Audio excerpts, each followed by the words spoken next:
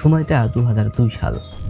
Japan ও দক্ষিণ কোরিয়ার স্টেডিয়ামগুলোতে আলোয় ঝলমল করলেও বাতাসে ছিল এক অদ্ভুত চাপা উত্তেজনা। গোটা পৃথিবী প্রশ্ন করেছিল, কে জিতবে ফুটবলের সর্বোচ্চ মুকুট, কে হবে এই সময়ের প্রকৃত রাজা।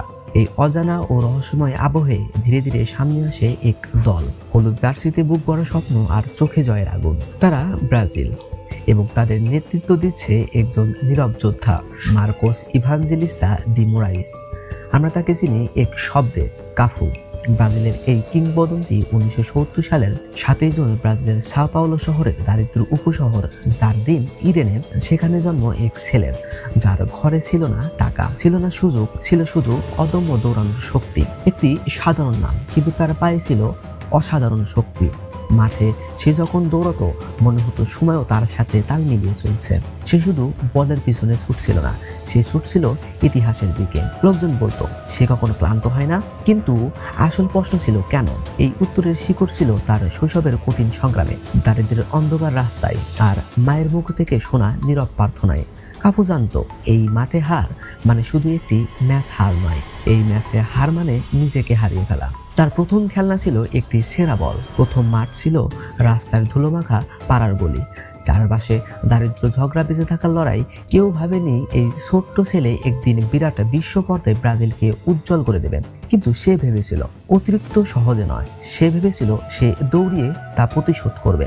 2002 বিশ্বকাপে শুরু হওয়া থেকেই ব্রাজিল একের পর এক ম্যাচ জয় করতে লাগলো। সবাই অবাক হয়ে লক্ষ্য করলো এই দলটি অন্যরকম ছন্দে চলছে। রোনালদিনহোর জাদু, রিভালদোর কৌশল, আর রোনালদোর বিধ্বংসী আক্রমণ। কিন্তু এই সব তারকার মাঝেও তিনি ছায়ার মতো সবকিছু নিয়ন্ত্রণ করছিলেন।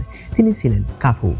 সে খুব একটা কথা বলতো না, সে শুধু দৌড়াতো অবিরাম নিজ গতিতে, যেন সে আগে থেকেই জানতো শেষটা কেমন হবে। তার চোখে ছিল এক অজানা দৃঢ়তা, এক অদৃশ্য গল্প। ফাইনাল ম্যাচের আগের রাতে কেউ জানতো না সে কি ভাবছিল, কি অনুভব করছিল। 30 জুন ইয়োকোহামা স্টেডিয়াম, চারিদিকে হাজারো ক্যামেরা, কোটি দর্শকের দৃষ্টি, ব্রাজিল বনাম জার্মানি। এটা শুধু একটি ফাইনাল নয়, এটি ছিল ভাগ্য নির্ধারণের মুহূর্ত।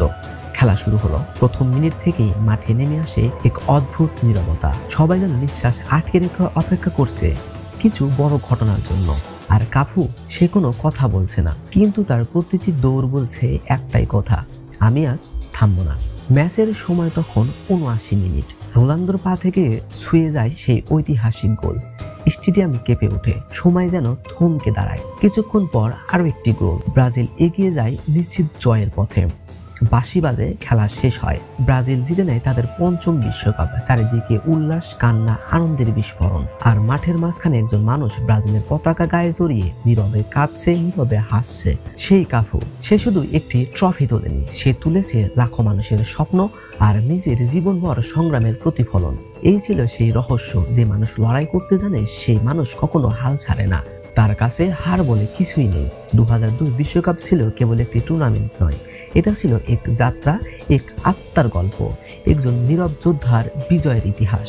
একটা সেরা বল নিয়ে রাস্তার ধুলোয় দৌড়ানো সেই শিশুটি আজ বিশ্বের ফুটবলের এক চিরন্তন প্রতীক। কাফু শুধু একজন প্লেয়ার ছিলেন না, তিনি ছিলেন দৃষ্টান্ত, লড়াই এবং অনুপ্রেরণার প্রতীক। তার জীবন বলেছে, জন্ম যেখানে হয়েছে তা তোমার শেষ কথা নয়। তুমি যদি দৌড়ানো বন্ধ না করো, তাহলে একদিন পুরো বিশ্বই তোমার পিছে দৌড়াবে।